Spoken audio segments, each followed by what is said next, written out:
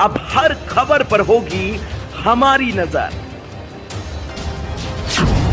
पल पल बदलती देश और दुनिया की हर खबर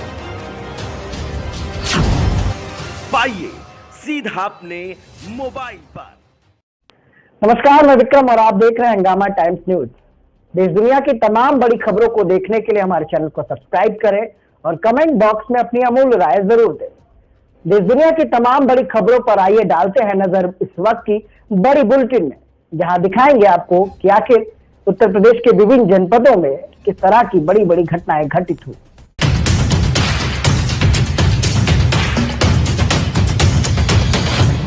प्रदेश के पेंशनर से मुखातिब होने के लिए यहां पर पधार चुके हैं।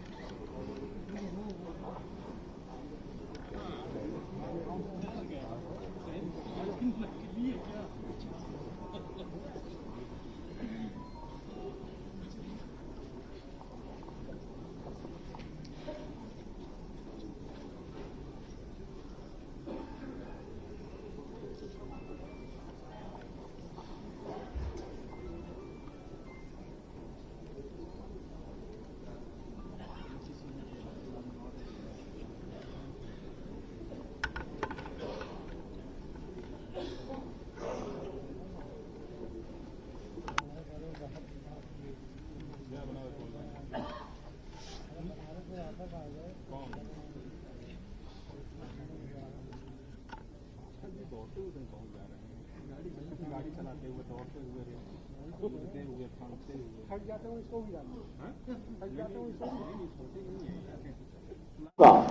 तथा प्रदेश के सभी जनपदों और कोषागारों से जुड़े हुए अधिकारियों और लगभग 10,000 पेंशनर्स का मैं आत्म प्रकाश मिश्र स्वागत वंदन अभिनंदन करता हूं। उत्तर प्रदेश के वित्त विभाग द्वारा आयोजित ई पेंशन का प्रमुख ग्रंथ सत्यार्थ प्रकाश भेंट कर माननीय मुख्यमंत्री महोदय का सम्मान कर रहे हैं उत्तर प्रदेश के वित्त मंत्री सुरेश कुमार खन्ना जी। सत्यार्थ प्रकाश अर्थात सही अर्थ पर प्रकाश डालने वाला ग्रंथ। और ये आ रही है कुबेर की प्रतिमा। वित्त विभाग का कार्यक्रम है। कुबेर की प्रतिमा का विशेष अभिप्राय है, ये धन के स्वामी हैं, यक्षों के राजा हैं। कुबेर माननीय वित्त मंत्री महोदय भेंट कर रहे हैं माननीय मुख्यमंत्री महोदय को।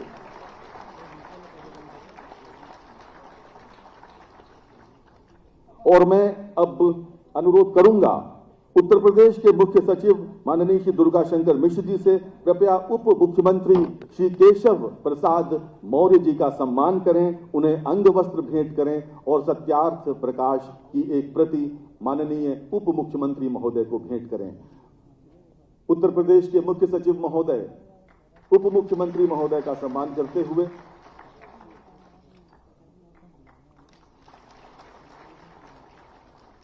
धन्यवाद महोदय। इसी क्रम में मैं अनुरोध करूंगा वित्त विभाग की अपर मुख्य सचिव श्रीमती राधा एस चौहान जी से कृपया उप मुख्यमंत्री श्री ब्रजेश पाठक जी का सम्मान करें, अंग वस्त्र प्रदान करें, उन्हें सम्मानित करें, साथ ही सत्यार्थ प्रकाश की एक प्रति उन्हें भेंट करें। सत्यार्थ प्रकाश वो ग्रंथ है जो आर्य समाज का मुख्य ग्रंथ है और सही अर्थों में हमें प्रकाश की ओर ले जाता है। मैं अनुरोध करूंगा अपर मुख्य दुर्गा शंकर मिश्रा जी, हमारे प्रमुख सचिव ACS finance Shrimati S Radha Chauhan जी,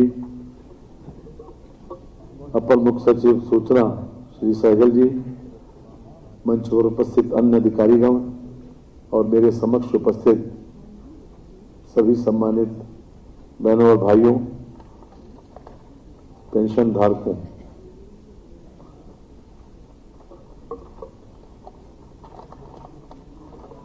वरिष्ठ नागरिकों का सम्मान हो, यह हमारी पुरानी अवधारणा रही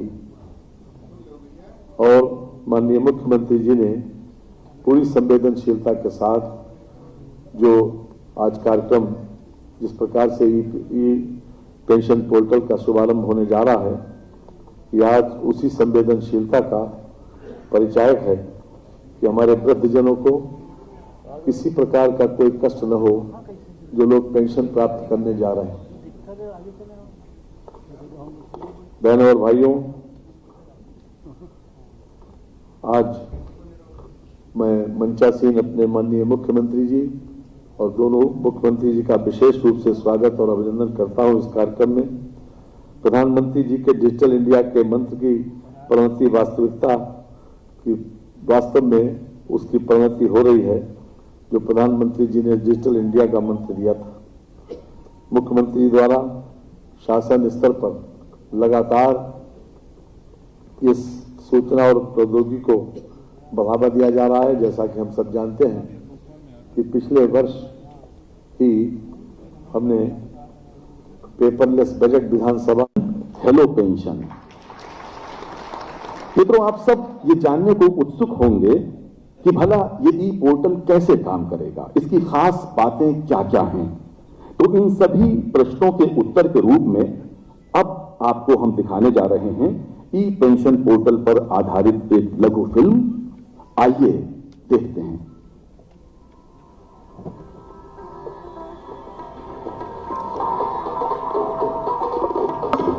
ईमानदारी से नौकरी पूरी करने के लिए बहुत बहुत बधाई। अब परमानेंट छुट्टी मिली गई है तो हमारा लाफ्टर क्लब क्यों नहीं ज्वाइन कर लेते हैं?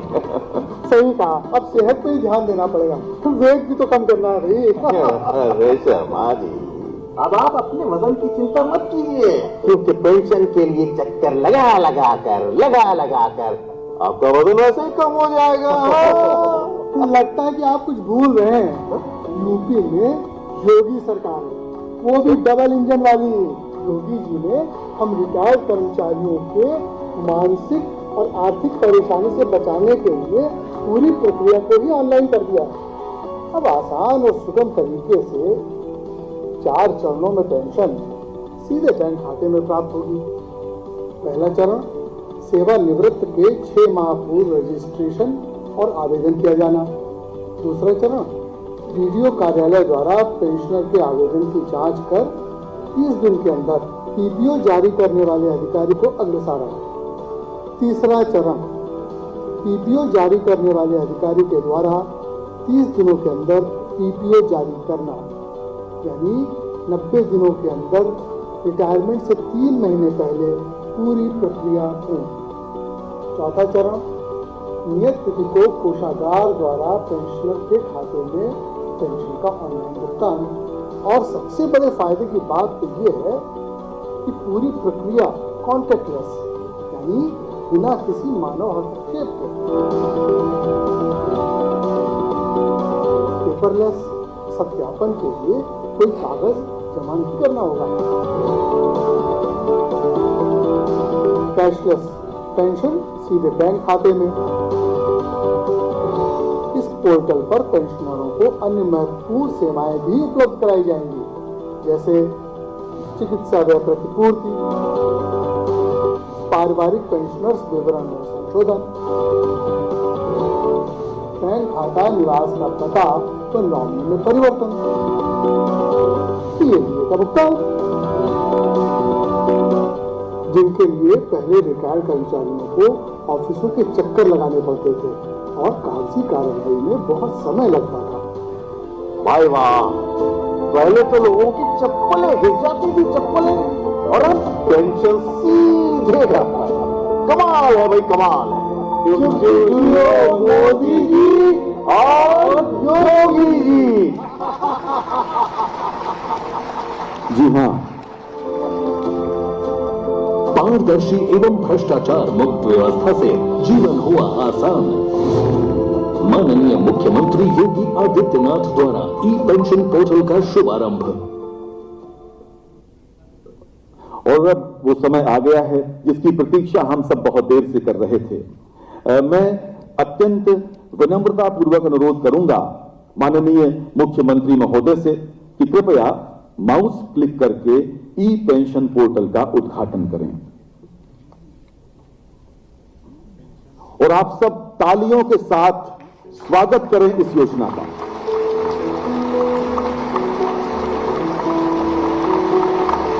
गीता का श्लोक है, तेषाम नित्य अभियुक्ता नाम योगक्षेमम वहाम्यहम। अप्राप्त की प्राप्ति हो और जो प्राप्त है उसकी रक्षा हो। बहुत धन्यवाद माननीय मुख्यमंत्री महोदय। ई पेंशन पोर्टल का शुभारंभ हो गया है। मैं एक बार पुनः माननीय मुख्यमंत्री महोदय से अनुरोध करूंगा कि कृपया वे माउस क्लिक करके अभी 31 मार्च 2022 को रिटायर हुए 1220 पेंशनर्स के खाते में पेंशन की राशि हस्तांतरित करने का कष्ट करें।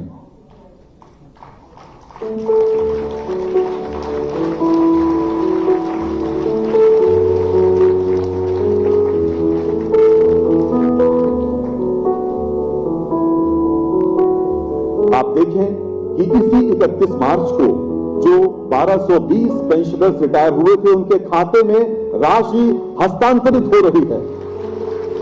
बहुत शीघ्र प्रदेश के सभी पेंशन भोगियों को भी अनेक सुविधाएं इस पोर्टल के माध्यम से मिलेंगी। धन्यवाद माननीय मुख्यमंत्री महोदय आपकी सदाशयता के लिए। मित्रों, सेवा निवृत्त की आयु अगर हम आश्रम व्यवस्था की बात करें तो लगभग वानप्रस्थ आश्रम के समकक्ष होती है और उसी वानप्रस्थ आश्रम को इंगित करती हुई महाकवि निराला की कुछ पंक्तियां मुझे याद आती हैं। निराला जी लिखते हैं, मैं अकेला देखता हूं आ गई मेरे दिवस की सांध्य बेला। मैं अकेला देखता हूं आ रही मेरे दिवस की सांध्य बेला। पके आधे बाल मेरे हुए निष्प्रभ गाल मेरे, चाल मेरी मंद होती जा रही। मैं अकेला आ गई मेरे दिवस की सांध्य बेला। जानता हूं नदी झरने जो मुझे थे पार करने, कर चुका हूं हंस रहा यह देख कोई नहीं भेला। मैं अकेला आ गई मेरे दिवस की सांध्य बेला। मित्रों, आपके जीवन के इस संध्या काल में, इस सांध्य बेला में उत्तर प्रदेश सरकार जिस संध्या प्रकाश को लेकर आई है उसी का नाम है ई पेंशन पोर्टल। और जिस कर्मयोगी नेतृत्वकर्ता के कुशल निर्देशन में यह कार्य संपन्न हुआ है, अब मैं उन्हें उनके उद्बोधन के लिए आमंत्रित करता हूं। वह विनम्रता पूर्वक उत्तर प्रदेश के यशस्वी मुख्यमंत्री श्री योगी आदित्यनाथ जी से अनुरोध करता हूं, कृपया अपने उद्बोधन के लिए पधारें।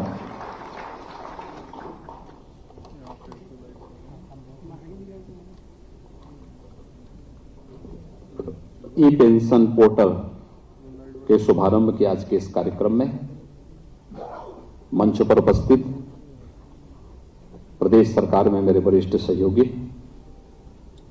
उप मुख्यमंत्री श्री केशव प्रसाद मौर्य जी, उप मुख्यमंत्री श्री ब्रजेश पाठक जी, वित्त एवं संसदीय कार्य विभाग के मंत्री श्री सुरेश कुमार खन्ना जी, प्रदेश के मुख्य सचिव श्री दुर्गा शंकर मिश्र जी, अपर मुख्य सचिव वित्त श्रीमती एस राधा चौहान जी, अपर मुख्य सचिव सूचना श्री नवनीत सहगल जी, वित्त विभाग के सभी अधिकारीगण और प्रदेश शासन में अपनी एक लंबी सेवा के बाद जिन्होंने प्रदेश को अपने कार्यों के माध्यम से शासन की मंशा के अनुरूप आगे बढ़ाने में अपना योगदान दिया है, ऐसे हमारे सभी वरिष्ठ नागरिकगण, प्रदेश के सभी जनपदों से जुड़े हुए सभी वरिष्ठ नागरिकगण, हमारे प्रशासन से जुड़े हुए अधिकारीगण और उपस्थित भाइयों बहनों, मैं सबसे पहले आज मई दिवस है, श्रम के महत्व को रेखांकित करने वाला और उसका सम्मान करने वाला दिवस, और आपने अपने जीवन का एक बहुमूल्य समय प्रदेश के विकास में के योगदान में लगाया है, तो मैं सबसे पहले आप सबको और प्रदेश के सभी उन श्रमिकों को, उन नागरिकों को, उन सभी कार्मिकों को जिनके श्रम से प्रदेश विकास के पथ पर अग्रसर हुआ है, लोक कल्याण के पथ पर आगे बढ़ा है, उन सबको मई दिवस की हृदय से बधाई देता हूं। और आज इस अवसर पर यहां पर उत्तर प्रदेश शासन के द्वारा ई पेंशन पोर्टल का शुभारंभ भी किया जा रहा है, जिससे प्रदेश के 11.5 लाख कार्मिक सीधे सीधे लाभान्वित होंगे। मैं इस अवसर पर आप सबको हृदय से बधाई देता हूं, आप सबके प्रति अपनी शुभकामनाएं भी देता हूं। वास्तव में तकनीक कैसे व्यक्ति के जीवन में परिवर्तन ला सकती है। 2014 में जब प्रधानमंत्री मोदी जी ने देश की बागडोर संभाली थी, उस समय भी उन्होंने पूरे देश का आह्वान किया था कि हमें एक भ्रष्टाचार मुक्त व्यवस्था के लिए तकनीक का अधिक से अधिक उपयोग करना चाहिए। सामान्यतः जैसे लोग छोटी घटना मानते हैं, यह आवश्यक नहीं कि वह घटना जो हमें छोटी लगती है लेकिन जिस पर बीतती है उसके लिए भी छोटी हो। उसके लिए तो वह घटना ही अपने आप में बड़ी होती है। और इसलिए अपनी समस्या के समाधान करने के लिए व्यक्ति को क्या क्या नहीं करना होता है, इन सभी परेशानियों को ध्यान में रख करके और प्रधानमंत्री मोदी जी की प्रेरणा से प्रदेश ने विगत 5 वर्ष के दौरान तकनीक का अधिकाधिक उपयोग करते हुए प्रदेश के 24 से 25 करोड़ लोगों के जीवन में कुछ व्यापक परिवर्तन लाने की जिस एक अच्छी मंशा से कार्य प्रारंभ किया, आज उसका परिणाम भी जीवन के प्रत्येक क्षेत्र में देखने को मिल रहा है। और अपने उन सभी पेंशन धारकों के लिए जो इस समय पेंशन प्राप्त कर रहे हैं या जिन्हें पेंशन प्राप्त करना है, इन सभी के लिए आज ई पेंशन पोर्टल इसी प्रक्रिया का एक हिस्सा है, जिससे आपके जीवन को और सरलीकरण किया जा सके। और हम कह सकते हैं यह ईज ऑफ लिविंग का ही एक हिस्सा है, व्यक्ति के जीवन को सरलीकरण करना। मुझे लगता है अपने से बहुत सारे लोग ऐसे रहे होंगे जिन्होंने अपने से पूर्व के लोगों को खूब इस देश से परेशान जरूर किया होगा, होता ही है। और लेकिन आपकी परेशानी को वित्त विभाग ने समझा और मैं धन्यवाद दूंगा। मैं खन्ना जी से ही पूछ रहा था, मैंने कहा भी आपका तो रिटायरमेंट का समय तो नहीं आया अभी, तो उन्होंने कहा कि नहीं, मेरा रिटायरमेंट का समय तो 75 साल है, अभी काफी समय है। लेकिन वित्त विभाग ने चिंता की, अपर मुख्य सचिव वित्त और उनकी टीम ने पोर्टल विकसित किया और आज प्रदेश के लाखों कार्मिकों के जीवन में एक परिवर्तन लाने वाला एक ऐसा अवसर हम सबके सामने है। आपने देखा होगा 31 मार्च को जो लोग रिटायर हुए, ऐसे 1220 कार्मिकों का भुगतान उनके खाते में सीधे ऑनलाइन चला गया है। आने वाले समय में किसी भी रिटायर होने वाले कर्मचारी को कहीं भी परेशान होने की आवश्यकता नहीं। 6 महीने पहले रजिस्ट्रेशन करना है और रजिस्ट्रेशन करने के बाद डीडीओ इस प्रक्रिया को आगे बढ़ा करके 30 दिन के अंदर पूरी जानकारी जो भी उन्हें लेना है वो जानकारी लेगा। और जो जानकारी अगर वह अपने स्तर पर प्रयास नहीं कर रहा है और किसी व्यक्ति ने गलत जानकारी दी है और उसने उसको वेरीफाई नहीं किया है, नहीं कराया है, तो यह अपने आप ही वह उसके लिए स्वयं जिम्मेदार होगा। ये उसकी जिम्मेदारी हो जाएगी कि वह इस बात को तय कर ले कि कोई भी इसमें गलत न हो। डीडीओ के बाद पीपीओ के पास वो कार्रवाई के लिए जाएगा, पीपीओ के बाद फिर पेंशन 3 महीने पहले आपके पास आ जाएगा कि आपके पेंशन के कागज अब हो चुके हैं। नहीं तो होता क्या है, कोई कर्मचारी रिटायरमेंट के पास जाता है तो अंतिम 6 महीने तो वह रिटायरमेंट के पहले कागज, रिटायरमेंट के कागज बनाने में लगाता है। रिटायरमेंट के ये कागज बनाना, वो कागज बनाना, और चूंकि उसको भी बुरा इसलिए नहीं लगता क्योंकि उसने बहुत सारे लोगों को परेशान किया होगा पूर्व में, जाने अनजाने में ही सही, इसलिए। लेकिन मुझे लगता है कि बहुत सारे लोग सचमुच पीड़ित रहते हैं क्योंकि उसने तो कोई गलती नहीं की, वो तो अपना सामान्य अपने कार्य के साथ जोड़ रहा है, अपना काम कर रहा है।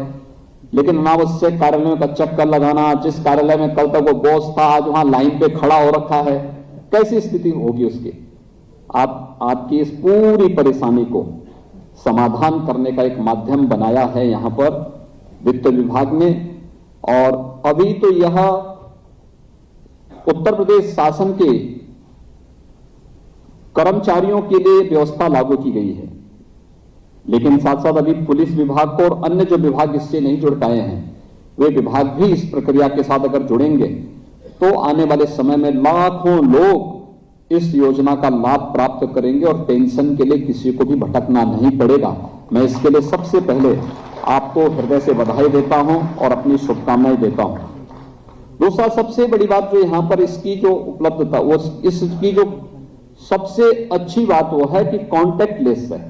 आपको कहीं जाना नहीं, ऑनलाइन रजिस्ट्रेशन करना है, सारी प्रक्रिया ऑनलाइन होगी। ये पेपरलेस है, पेपर के जो मोटे मोटे बनते हैं उसकी भी आवश्यकता नहीं पड़ेगी, सारी चीजें उसी के साथ इसको जुड़ना है। कैशलेस है, जब कैशलेस होगा तो लेन देन की भी कोई संभावना इसमें नहीं रहेगी और प्रक्रिया 6 महीने पहले से ही ये अपने आप पूरी हो जाएगी और पेंशन आवेदन किए जाने के उपरांत 30 दिनों के अंदर इसमें सभी प्रक्रियाएं अपने आप आगे बढ़ती हुई एक कार्यक्रम आगे बढ़ेगा।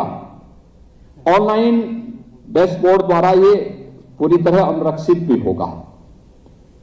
इसके अलावा और भी अन्य तमाम प्रकार की उन उपलब्धियों से भरा हुआ यह एक सुविधा आज प्रदेश के अंदर उपलब्ध कराई जा रही है और उत्तर प्रदेश पहला राज्य होगा जिसने अपने पेंशन धारकों को यह सुविधा उपलब्ध करवाने की कार्रवाई किया है। इसलिए भी मैं उत्तर प्रदेश के सभी पेंशन धारकों को और जो कार्मिक आने वाले समय में पेंशन लेंगे उन सबको मैं इस अवसर पर हृदय से बधाई देता हूं, अपनी शुभकामनाएं देता हूं। भाइयों बहनों, ये यहां पर हमारे संचालक बोल रहे थे कि हमारे जो पेंशन भोगी हैं ये लोग आने वाले समय में कैसे वो करेंगे। मुझे लगता है कि पेंशन आपने सरकार के साथ जो एग्रीमेंट किया है उस एग्रीमेंट के क्रम में ये पेंशन आपको प्राप्त हो रही है। जो आपने यहां पर कार्य किया है वो कंट्रीब्यूशन कर्मचारी का भी होता है, स्टेट का भी होता है, तो आपको मिल रहा है। एक कर्मयोगी के रूप में जो योगदान आपने दिया है तो आप पेंशन भोगी नहीं, पेंशन योगी के रूप में ही आपका सम्मान इस रूप में होना चाहिए, क्योंकि आपने जो योगदान दिया है उस योगदान के प्रति शासन और आपके स्वयं के कंट्रीब्यूशन का प्रतिफल आपको प्राप्त हो रहा है और यह सचमुच उसी रूप में हमें आगे भी बढ़ाना चाहिए। क्योंकि आपने देखा होगा कि जो वित्त विभाग ने दिया है अंत में योगक्षेम वया महम, यह भाव ही हमारा होना चाहिए और यह कल्याणकारी भाव जब भी व्यक्ति के मन में होगा, समाज के मन में होगा, लोक के मन में होगा, तो उसका आगे का जीवन उतना ही सुखद और उतना ही प्रसन्नचित्त होगा। देखिए, हमें हमेशा अच्छी और सकारात्मक सोच के साथ आगे बढ़ना होगा। अच्छी और सकारात्मक सोच व्यक्ति को एक नई ऊर्जा से उत्प्रोत करता है, उसके जीवन में खुशहाली लेके आता है। नकारात्मक सोच व्यक्ति को अवनति की ओर लेके जाता है, लेकिन सकारात्मक सोच व्यक्ति को उन्नति की ओर लेके जाता है। जो व्यक्ति सोचता है कि ये गलत है, हर जगह उसको गलती दिखाई देता है, हर जगह उसको खामी ही दिखाई देती है, हर जगह बुराई ही दिखाई देती है, तो वह व्यक्ति कभी भला नहीं कर सकता, न स्वयं का भला कर सकता है, न समाज का, न लोक का। अच्छी सोच, अच्छा देखना, अच्छा सोचना, अच्छा करना और अच्छी सकारात्मक भाव के साथ आगे बढ़ने की व्यवस्था करना। अब अपने जीवन के अनुभव का, जिसने किसी भी क्षेत्र में काम किया है, उसमें से बहुत सारे लोग होते हैं जिनकी बहुत सारी सेवाएं हमें शासन में भी लेनी होती है। बहुत सारे लोग ऐसे हो सकते हैं जो समाज के लिए अपने वानप्रस्थ जीवन के इस अमूल्य कालखंड का उपयोग समाज के लिए कुछ रचनात्मक करने में भी कर सकते हैं, क्योंकि आपके पास एक लंबा अनुभव होता है। कोई भी पेंशन धारक होता है, उसके पास जीवन का 35 से लेकर 35-40 वर्ष का एक लंबा अनुभव होता है और ये लंबा अनुभव ही वास्तव में व्यवहारिक ज्ञान है। आपने जैसा जीवन जिया है, लोगों को उसके अनुरूप बनाने और उसके अनुरूप उन समस्याओं से, उन चुनौतियों से बचाने के लिए सही उपाय आप दे पाएंगे, उनको बता पाएंगे कि देखिए इस समस्या का समाधान इस रूप में हो सकता है। हम देखते हैं बहुत सारे ऐसे कर्मचारी होते हैं जिन्होंने लंबा समय एक पटल पर एक कार्य के साथ आगे बढ़ाया है और जब अपना प्रेजेंटेशन, अपना अनुभव बताते हैं तो अनुभव वर्तमान के लिए और आने वाली पीढ़ी के लिए अत्यंत उपयोगी हो जाता है। अलग अलग क्षेत्र से जुड़े हुए लोग इस क्षेत्र में जुड़ सकते हैं और उससे लाभान्वित हो सकते हैं। और मेरा आप सबसे यही आग्रह होगा, जितने भी हमारे सीनियर सिटीजन्स हैं, कि जीवन में नकारात्मकता को कोई स्थान मत दीजिए। अपने जीवन को अपने तरीके से प्रफुल्लित होकर के जीने की हमें एक नई आदत डालनी पड़ेगी और अपने को अधिकाधिक समाज के लिए उपयोगी बनाना होगा। याद रखना कि भारत की आश्रम की पद्धति ने जीवन को 4 भागों में विभाजित किया है। एक, सबसे पहला ब्रह्मचर्य आश्रम का, यानी ब्रह्मचर्य आश्रम का मतलब व्यक्ति को जब ज्ञान की साधना में लीन होना है। 25 वर्ष तक की आयु को माना है, ठीक है। हमने बालिग की उम्र वर्तमान में 18 वर्ष की है। व्यक्ति 18 वर्ष के बाद, 20 वर्ष के बाद, 22 वर्ष के बाद सरकारी नौकरी में या निजी क्षेत्र की नौकरी में आ जाता है।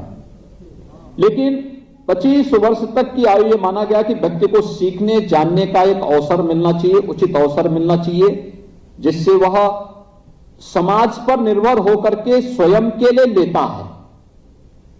लेकिन 25 वर्ष के बाद फिर 25 से 50 वर्ष का आश्रम एक सदगृहस्थ की जिससे गृहस्थ आश्रम के लिए होता है। गृहस्थ आश्रम का मतलब उसने 25 वर्ष समाज से लिए हैं, समाज के योगदान से वो आगे बढ़ा है।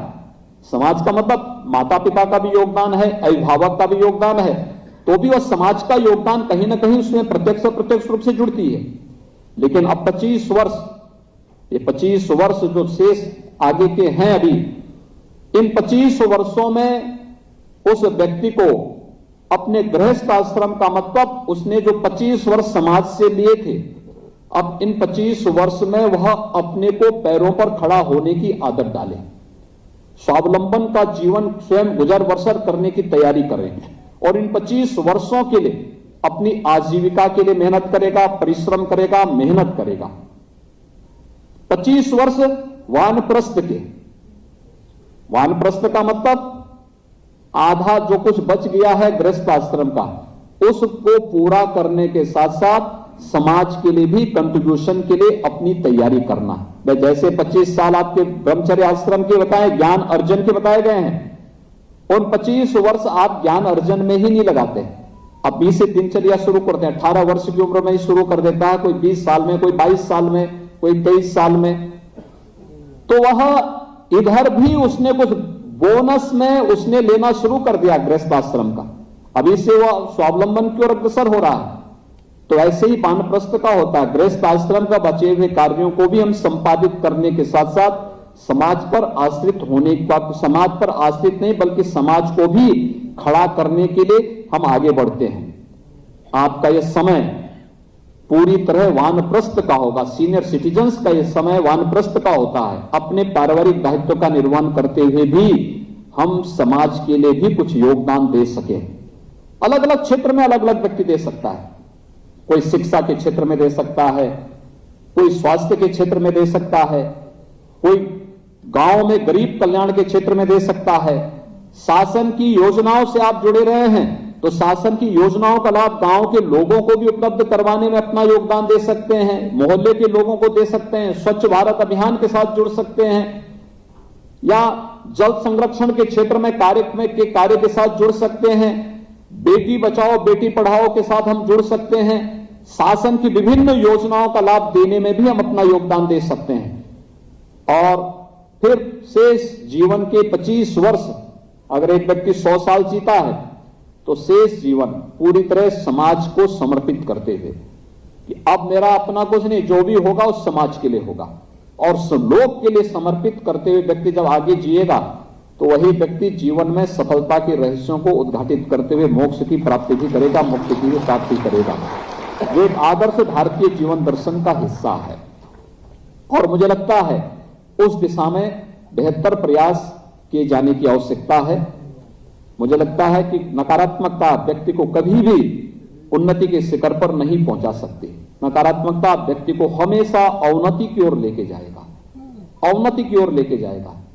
आपने देखा होगा जिस व्यक्ति ने जीवन भर दोषों का बिगाड़ा होगा उसको कभी सफलता की ऊंचाइयों तक पहुंचते हुए आपने कभी नहीं देखा होगा। उसको पतन के गर्त में जाते हुए जरूर देखा होगा, लेकिन उसको उन्नति के शिखर पर पहुंचते हुए नहीं देखा होगा। इसलिए अच्छी सोच हमें आगे बढ़ाती है और अच्छी सोच के साथ आज यहां पे राज्य सरकार ने आपके लिए ई पेंशन पोर्टल भी लागू किया है। मैं इसके लिए आप सभी प्रदेश के सभी 11.5 लाख पेंशन धारकों को हृदय से बधाई देता हूं। जो हमारे कर्मी आने वाले समय में इस पेंशन की सुविधा का लाभ प्राप्त करेंगे वे लोग भी इस सुविधा को प्राप्त करने के साथ साथ इस प्रक्रिया का हिस्सा बन पाएंगे। मुझे इस विश्वास के साथ कि उन सबको इसका लाभ होगा, ये तो हम करेंगे ही। लेकिन अभी जहां पर मैं बैठा हुआ था, अभी हमारे डिप्टी सीएम श्री केशव प्रसाद जी मौर्य जी ने कहा कि वो बोल रहे थे कि हमें इस प्रकार की तकनीक को, बहुत सारे ऐसे कार्मिक होते हैं